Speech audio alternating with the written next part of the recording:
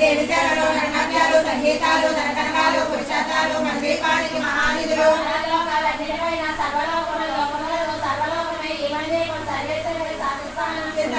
మందిరమందు పంచబ్రహ్మల మంచముపైన మహాదేవుడు భువనేశ్వరితో నివసిస్తాడు. మండపంలో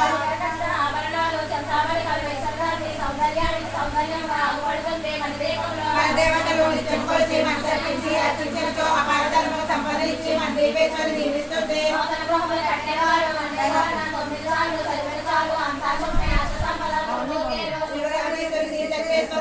చదివిన చోట తిష్ట వేసుకొని కూర్చొని కోటి సమకూర్చడమే చదివిన చోట తిష్ట వేసుకొని కూర్చొనునంట కోటి శుభాలను సమకూర్చడమే. భువనేశ్వరి సంకల్పమే జయించే దీపం దేవదేవుల నివాసం